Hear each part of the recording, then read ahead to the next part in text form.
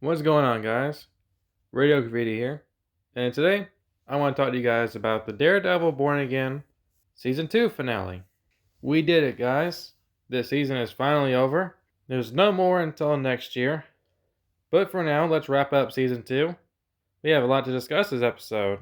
It was kind of a mixed bag. So Buck tells Wilson that Daniel's dead, and he doesn't really care. That's going to be a common theme to this episode. Nobody really cares that Daniel is dead. It's almost like his character was completely pointless to the show. I don't even think he interacted with Daredevil once, this season or the last season. So then Bullseye kills a fake Bullseye. I guess this fake Bullseye was hired to shoot Matt Murdock in the courtroom. Kind of makes you wonder how Bullseye even knew that there was a fake Bullseye up there. But this is the only thing Bullseye really does the entire finale, so hope you enjoyed it. Because after this, he's basically just going to go catch a flight. We'll get back to him later. But don't forget, guys, Karen is on trial. Wilson Fisk, he takes a stand. And Matt Murdock is going to do his lawyer stuff. This court scene is actually probably one of the better ones in the whole Born Again show. Kind of gets ruined with all this stupid, "Objection, Your Honor! Sustained!" You know, they do it like probably 10 times throughout all this. It gets kind of annoying. It's like, is this what you guys think court is like? It's just a bunch of people yelling, "Objection!" But the big moment with all this court shit is Matt saying, "I am Daredevil." And to prove it, he throws his little cane around the courtroom and catches it. And we get some reactions. Heather's kind of just shaking her head. Everybody else is pretty shocked. We don't get to see Kirsten's reaction, which is kind of weird because she's like the only person in this room who's friends with Matt Murdock. Who doesn't know that he's Daredevil? It was only Kirsten and Heather. Everybody else in this room already knew that's friends with Matt, so kind of weird we didn't get a reaction from her. But yes, Matt reveals he's Daredevil. In my opinion, I think this is actually pretty cool. I don't know if it was really necessary. I feel like Matt was just kind of overplaying his hand here. But that's what he did. The judge even says, Daredevil or not. So I don't know if it was completely necessary, but either way, he got Karen free. And you might regret that later. But the scene itself, I think it's kind of cool actually. I don't know what they're going to do with this in the future of the show. I assume Daredevil's only going to go on for one more season since they're already filming it right now. Daredevil Season 3. So I'm curious how it's going to go with the world knowing Matt Murdock is Daredevil now. It's no longer a secret. That could be interesting. That's something we've explored really before in the entire series of Daredevil. He's always had that as a secret. So that will be at least interesting to explore. I don't know if I trust them to really make it well written. So the court stuff's over, and the governor tells Fisk he's cooked. They have his assassin, and he's singing like a bird. And then Kingpin addresses Jessica Jones. Says, "Interesting who you've aligned yourself with, Mrs. Jones." And she's all like, "You better watch yourself, Kingpin." A very small interaction, but I guess it's kind of neat to see Jessica Jones finally interact with Wilson Fisk. Kind of makes you wonder how much Kingpin knows about Jessica Jones. And it also kind of makes you wonder why he's surprised Jessica would align herself with Matt's side. It's like, what did you think? She was going to be on your side? Are you stupid or something? So yeah, courtroom stuff's over, so Wilson Fisk and Matt have a little dick measuring contest in front of some windows. I guess this was just supposed to set Matt up to get shot, but turns out Buck gets shot by Bullseye. Then after this, Bullseye fucks off.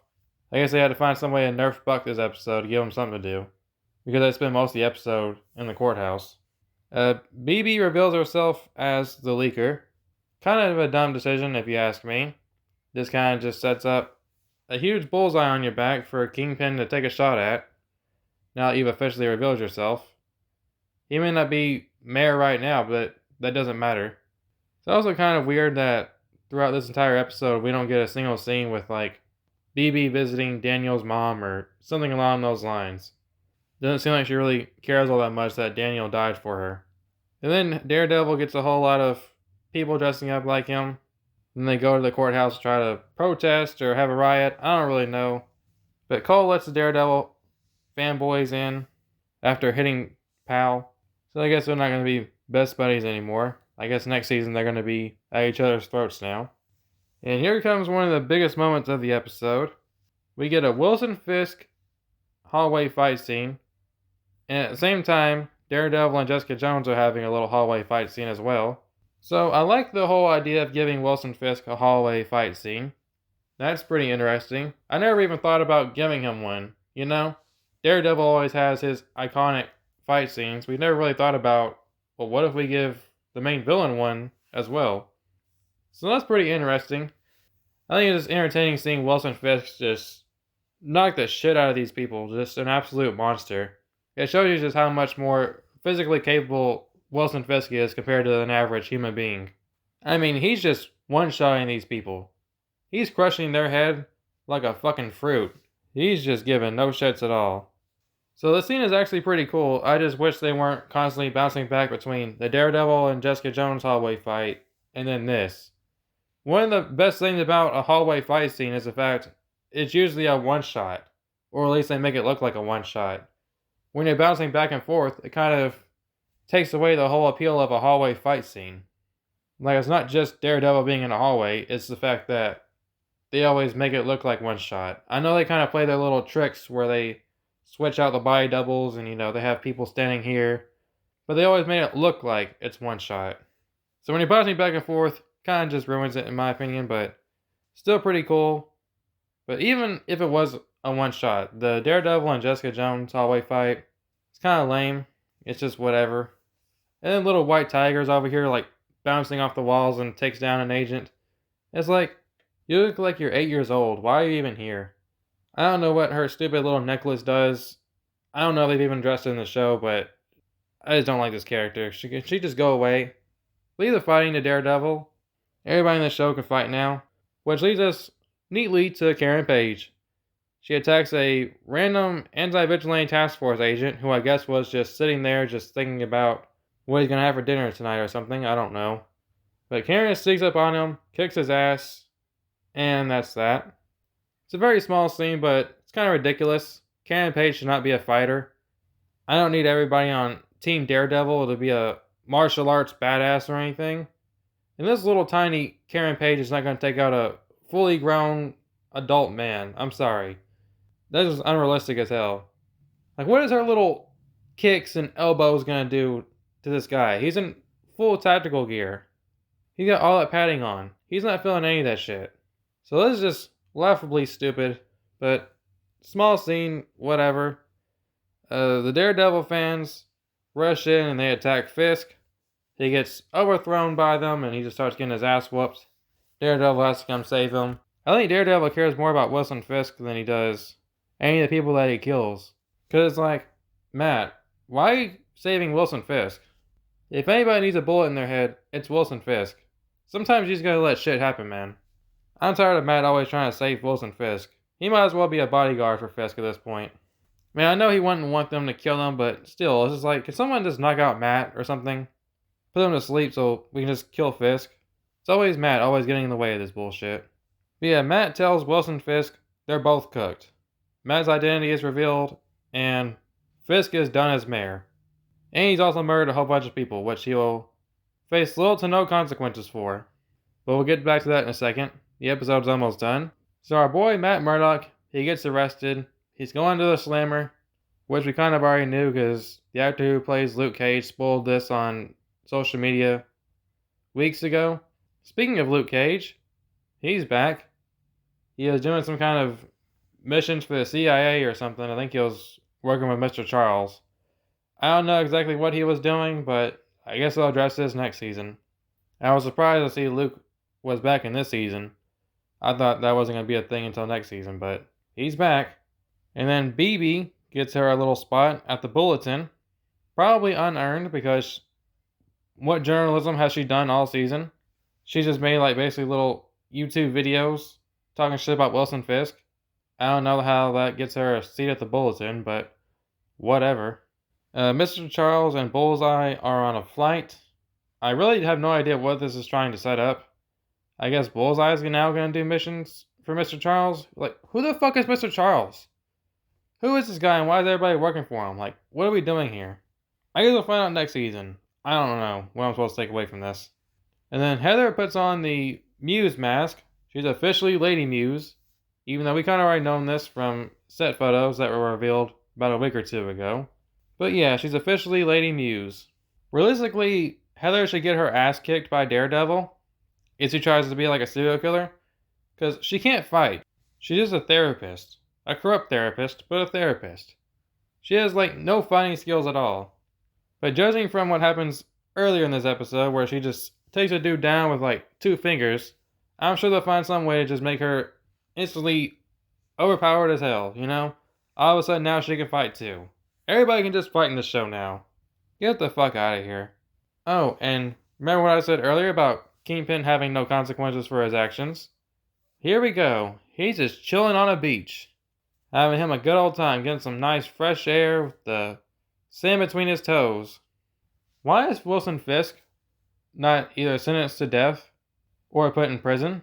You can say, oh, well, New York doesn't have a death penalty. Okay, so why is he not behind bars? Oh, because we already tried that and he escaped multiple times. So what you're telling me is Wilson Fisk will never suffer any consequences for anything he ever does. So why doesn't he just murder, like, the entire planet, one by one? Why not, right? If nobody's ever going to make him pay any consequences, well, let's just stick with New York. Why doesn't he just murder everybody in New York? Why not? He is untouchable, right? This dude should be locked up for the murder of all those Daredevil fanboys that he killed. He murdered with his bare hands. And no, you cannot claim self-defense. He literally attacks them and they start running away, and he's still killing them. That is not self-defense.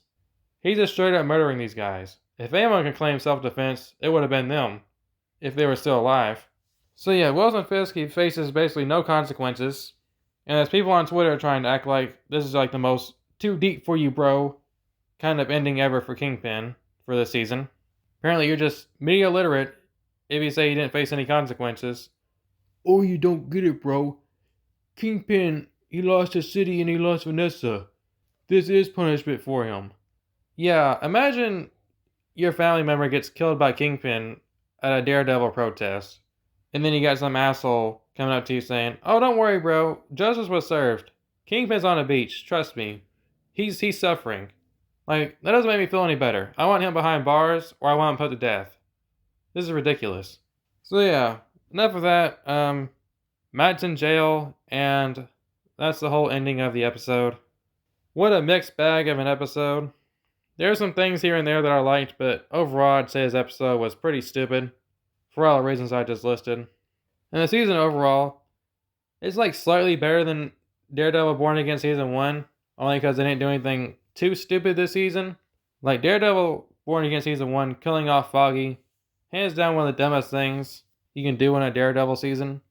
So this season doesn't have anything as dumb as that, but overall it's still just kind of boring and full of uninteresting characters I couldn't care less about. There's people trying to say that Daredevil Born Again is anywhere near the Netflix show. And while I liked episode 4 and 5, that's probably the closest this show has gotten to the Netflix show. The season overall? Hell no. There's people literally trying to tell me that Daredevil Born Again Season 2 is better than the Netflix Daredevil Season 2. It's like, what are these people smoking? This show doesn't even touch the Netflix series. That is just ridiculous. Recency bias is really kicking some people's asses. Give it a few weeks, people will be calling this season mid. And by the time we get Season 3, everybody will be saying, yeah, Season 2 was kind of lame. The hate for Daredevil Season 2 is just crazy. That, in my opinion, is one of the best seasons. In fact, I think it's the best season. I even did a video as to why I think so. But yeah, that's all I've got to say for today about Daredevil Born Again Season 2 finale. Let me know what you guys think down in the comment section down below. Were you satisfied with this finale? Or you think it was just a whole bunch of bullshit? And are you going to stay tuned for Season 3? I probably will watch Season 3 just because of how much I have an attachment to the Netflix version of these characters. If it wasn't for Matt Murdock and Kingpin, I probably wouldn't even watch the show anymore. That's really the only two things keeping me watching this show. So yeah, hope you guys enjoy the video, and I will see you guys next time.